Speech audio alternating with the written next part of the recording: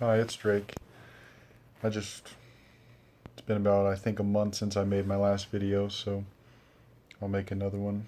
I'll try to make this one shorter than usual because they tend to get long, but my recent interest lately has been in like the the early 1900 or the early 1900s, the early 20th century. And I don't really know exactly what sparked it again. Huh. But anyway, I have most of the generally considered like good books from that time. Like I've read most of Ulysses, uh, The Arcades Project, Petersburg by Andre Belly, In Search of Lost Time by Proust. Right now, I recently started a couple days ago the first volume in the USA trilogy by John Dos Passos. It's the 42nd parallel, which, oddly enough, the 42nd parallel, it's a latitude line on Earth, and like if you look at it, it passes through Chicago, and it also passes slightly above Rome. So like on the Earth, Rome is on the same latitude as Chicago, but no one would ever think of that because Rome is known for having like good weather and stuff, and Chicago is known for being windy and snowy and everything. So I just think it's interesting.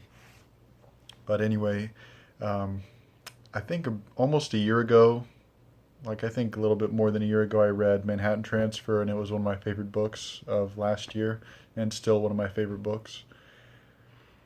And I was recently looking at a list of that Germans made about the best like 100 books ever or something, and Ulysses and Manhattan Transfer were right next to each other. I think they were like 55 and 56 in the list of 100, and it got me thinking like, yeah, that book is really good, and it deserves to be read more. Just randomly, I was looking at the cost of first editions of Manhattan Transfer in the USA trilogy. It's like it's like $40-50 for editions from 1926 for Manhattan Transfer and editions from the 1937 for the trilogy. But if you look up Faulkner from the same time, it's like what, $1,000? Just crazy. And Faulkner's not better. I mean, you could. I mean, I haven't read Absalom, but I've read Light in August, some of his short stories, and The Sound and the Fury, and I would put Faulkner in the same league as Dos Passos. Um, but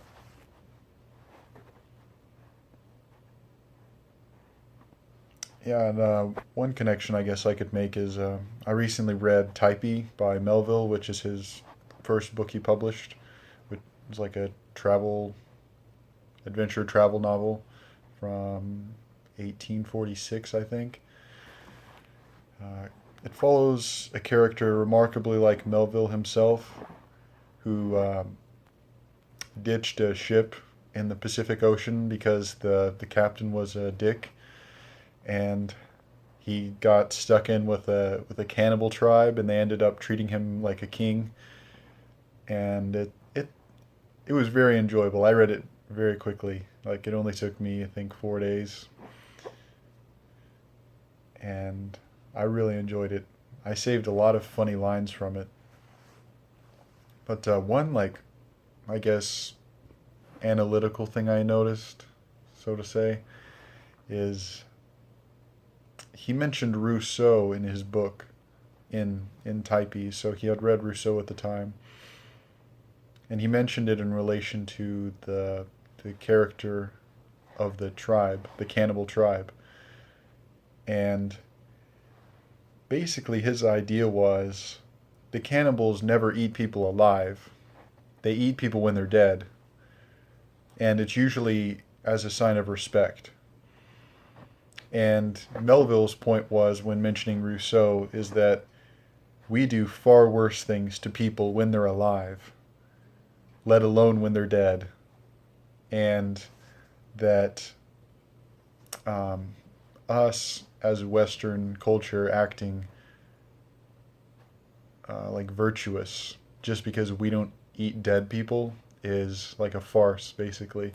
He mentioned like in the 1500s or something, whenever the Portuguese first went over to those islands, the Portuguese introduced such an effective technique of torture that the Indians, I don't know if you call them Indians over there, but the natives started practicing it also. It was like burying someone waist deep in the ground and, doing horrendous things to their face and things like that, but drawing and quartering them.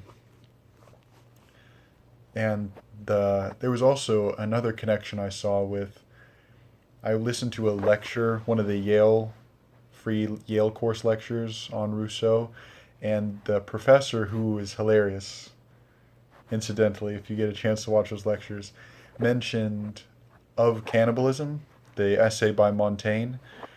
And I read that essay, and it definitely has connections to Rousseau. So I'm fairly certain Rousseau read that essay also.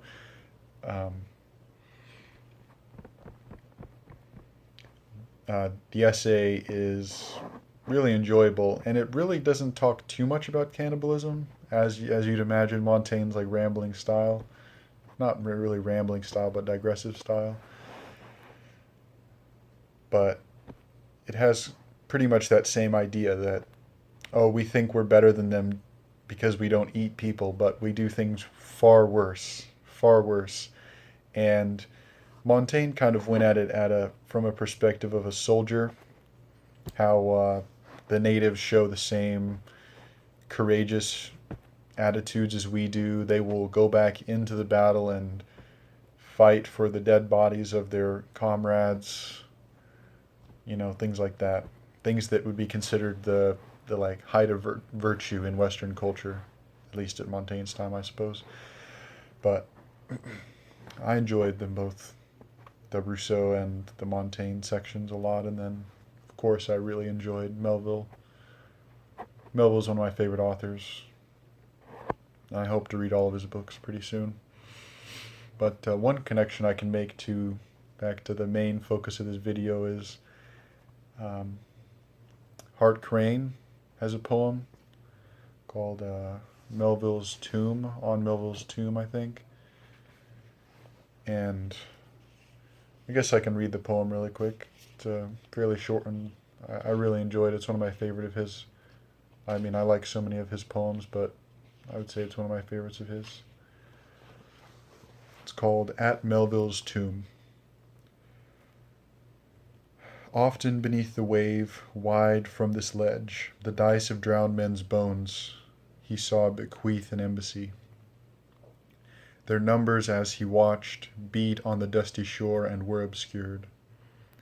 And wrecks passed without sound of bells, the calyx of death's bounty giving back a scattered chapter, livid hieroglyph, the portent wound in corridors of shells.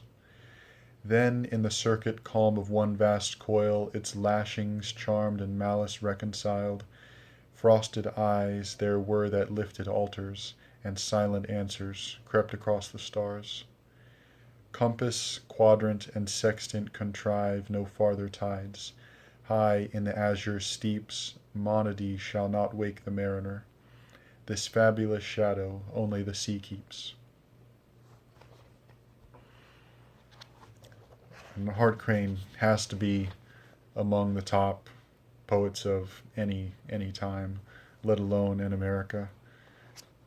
I've always thought to put him higher than T.S. Eliot, if any distinction like that matters, but at the very least, I like his poetry at least as much as T.S. Eliot, and I think he's definitely up there. But Another poem right before At Melville's Tomb in the collection White Buildings is For the Marriage of Faustus and Helen. And I like how he quotes a section of The Alchemist, which always kind of reminded me of Thomas Browne as far as the erudition. And so we may arrive by Talmud skill and profane Greek to raise the building up of Helen's house against the Ismailite king of Thomarga and his habergeons, brimstony, blue, and fiery, and the force of King Abaddon and the beasts of Sittim, which Rabbi David Kimchi, Onkelos, and Aben Ezra do interpret Rome.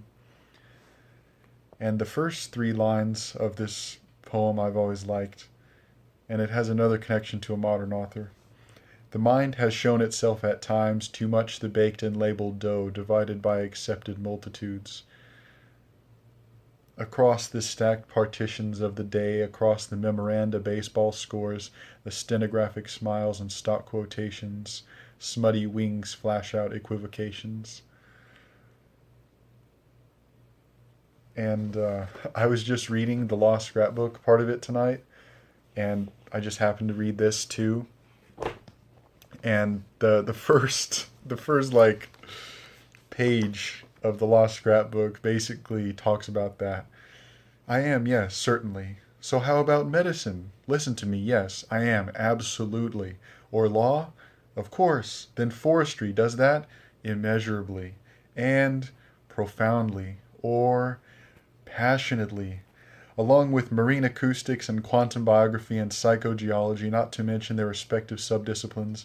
But what I am not interested in, Miss Clipboard or Mr. Canker or Mrs. Murmur or Call Me Carol, all of you, is your questions. Even your pointing and tipping Enoch pencils have 6 sides, my dear definers. Pay heed whereon you pinch.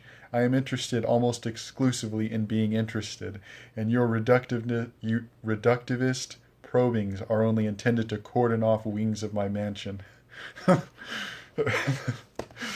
Oh yeah, I got the first edition hardcover of it because I love the book so much, and I gave away my paperback copy. But yeah, this book is damn good. If I could write anything like it, I would be an extremely happy man.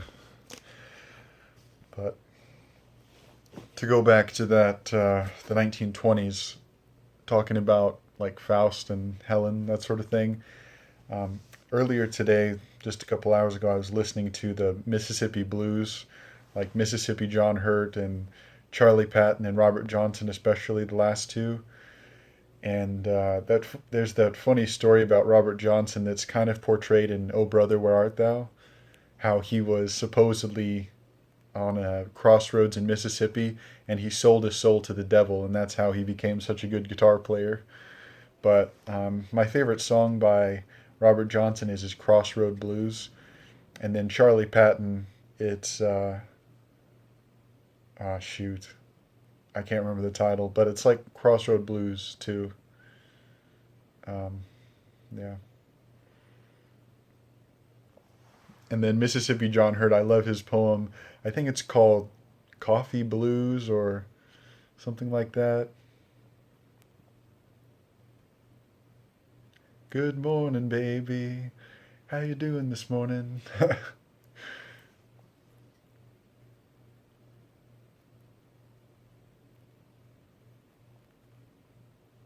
I've just been so interested in that time period. Like, I read a funny quote by H.L. Mencken earlier today, written in 1915, I think.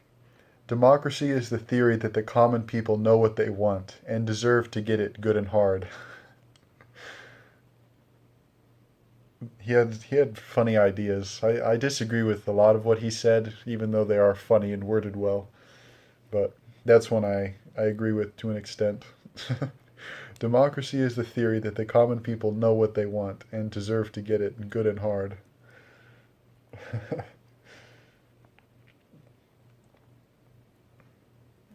Yeah, I'm just so fascinated by that time period. And Dos Passos writes about it so well.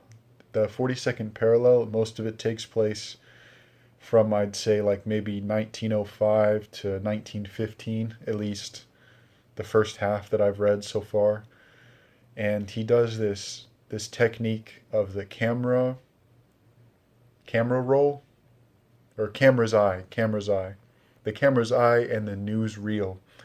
The camera's eye is usually like, it's more like either a stream of consciousness sort of uh, section, or maybe it's like a fluid description, like maybe you'd imagine in Faulkner. And then the newsreel, it's, from what I can tell, more or less like exact copies of newspapers or quotations from songs of the time, like popular songs, maybe from the Tin Pan Alley, or, from maybe blues singers.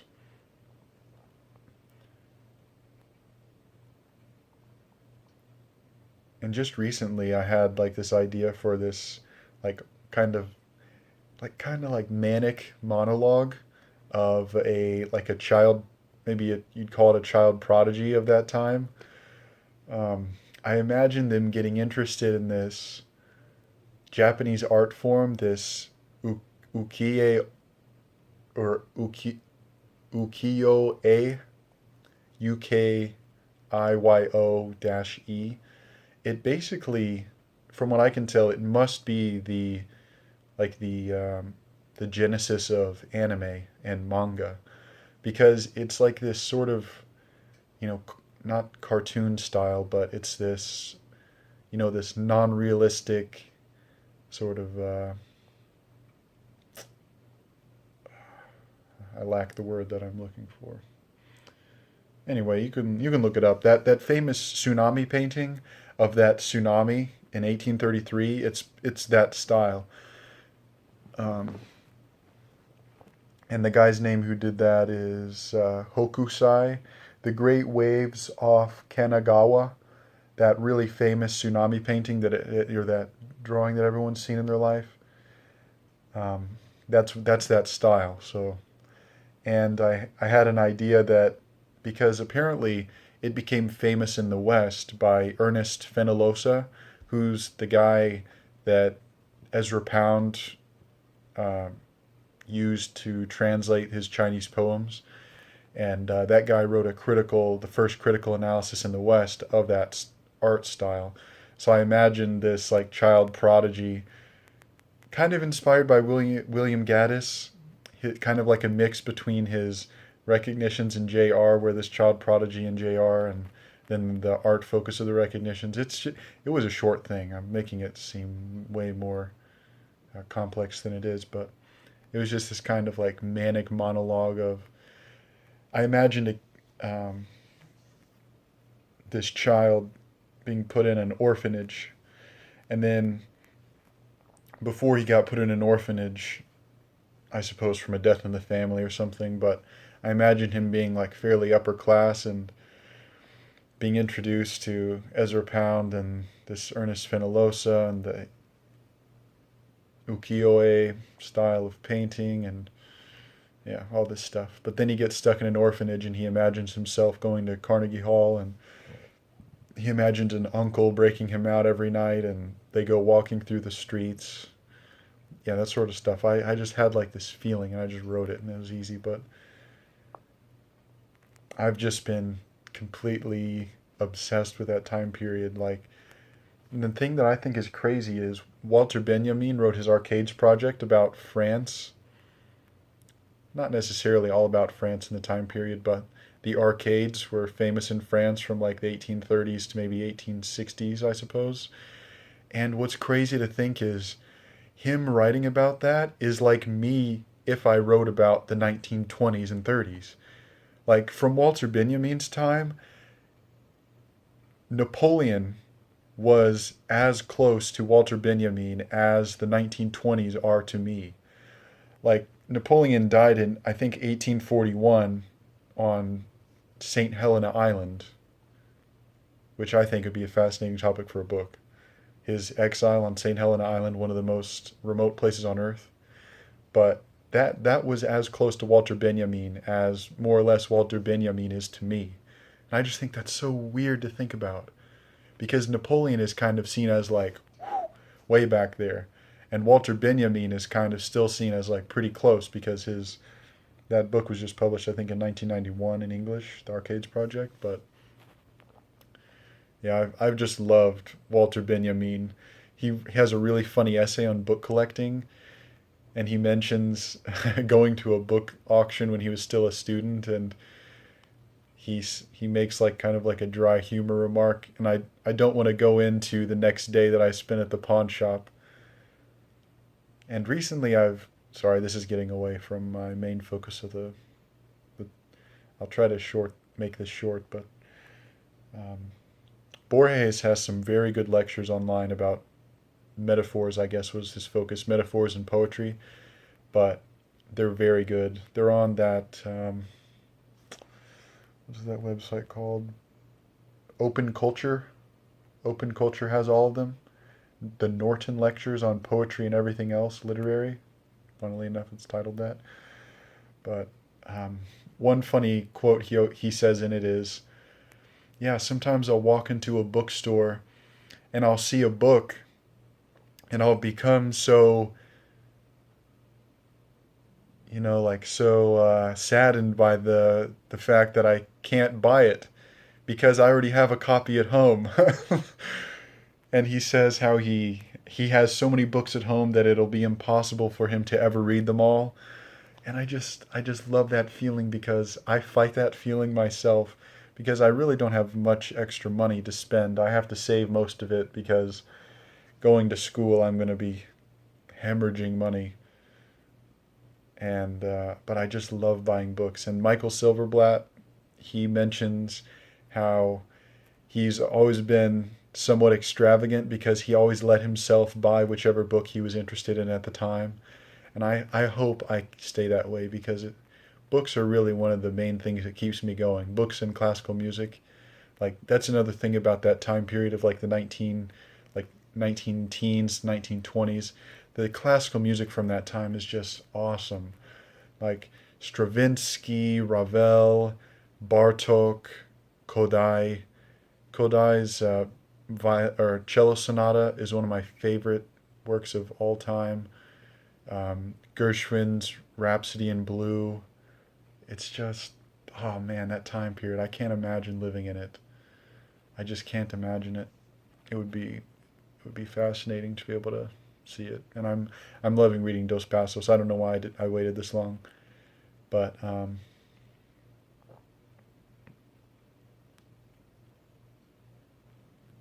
yeah, it's just I love that time period. I completely love it. And I recently have found this Hungarian author, Miklos Szentkuthi. I'm definitely not saying that correctly, but he has three works published in English. Towards the One and Only Metaphor is like basically a book of thoughts and his like maybe what you'd call a philosophical journal. And then he has a book called Pray, Prae, which is from what I've read of it, it's kind of like a man without qualities sort of book, where it's relatively short chapters deconstructing life at that time, and sort of more of a philosophical novel style. No plot, really no characters. And then he also has one book called the Saint Orpheus Breviary, which is called the first volume is Marginalia on Casanova, and that's supposedly like an exposition on Western culture, like 2,000 years of Western culture. And I guess he had the idea to do it from Karl Barth's exposition on Jude, I think, which um, I've enjoyed listening to Johnny Keane on YouTube here talk about his William Perkins exposition on the. Wait, is it Jude? Am I getting this mixed up? I think I'm getting this mixed up. Yeah, Karl Barth's exposition was something else. William Perkins' exposition was on Jude. Anyway, I can't remember which one Karl Barth's exposition was on. Yeah, I can't remember, but anyway, that's apparently that's how he got the idea where, the exposition would take one line and then write all about that line and exhaust that line and then take the next line and exhaust it. I haven't read any of that marginally on Casanova yet, but it does seem very interesting. And I guess the idea behind it is Saint Cuthie is using a character named Saint Orpheus as his Virgil, and he's being walked through Western culture, so to say.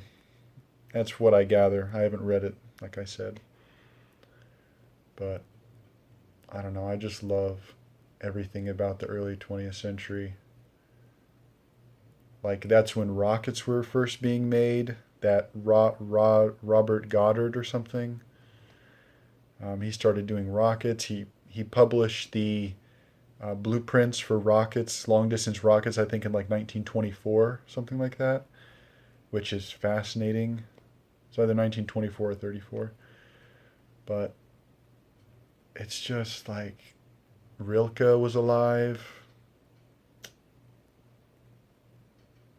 Ernest Hemingway was in Paris. Dos Passos and E. Cummings were in the ambulance in World War One. I mean, it's all there.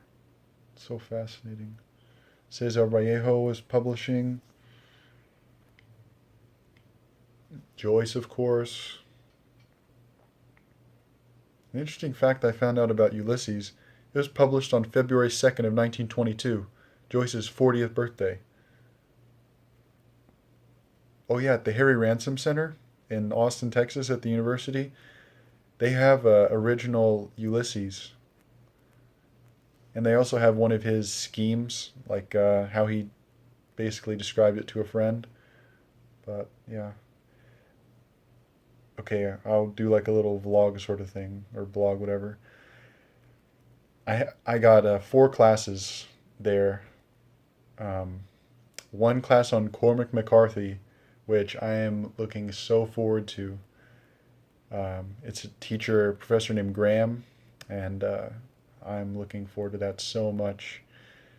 And I got a class on reading poetry. It's just called Reading Poetry, which I assume will be extremely easy, a cakewalk. But maybe I'll find some people in there who also like poetry. Probably not, but I'm hoping. I got a class on abnormal psychology, so that'll be cool. And then I got a class on art history from the Renaissance to the present. So this will be my trial run to see if going to university is worth it. See if the students are like, I don't know, maybe relatively sophisticated, and then I'm sure that I know the professors will be, but I don't know. It's very expensive to go to college, and we'll see. But I guess I'll end it here. Feel free to share any interests you have with the early 20th century. I love the time period. If you know of any like undervalued classics from that time period, oh yeah, Dawn Powell is pretty interesting. I want to look into her works. I know Lou Last had, I guess, read them a little while ago, but anyway. Um, oh, and here's a plug for a underread book, The Velvet Horn by Andrew Little, which is like a Southern agrarian book. You may want to look into that. Do I know of any other like rarely talked about books that I should? No. Um, there's a book that came out recently called The Combinations. It's a contemporary book. I must have actually gotten it from the author because I ordered it. It was $6 and I got it from Prague. Like it had to go through customs and everything. I got the book from Prague, and the author lives in Prague. He's an Australian guy named Louis Armand. It's called The Combinations. It has 64 chapters. The book has 888 pages, and of course, it's about one of the like I guess structuring concepts is about chess. So maybe you should look into it if you're interested in a contemporary book. I haven't read it yet. I just received it earlier today when I woke up. But suppose that'll be it. Death is a Gang Boss.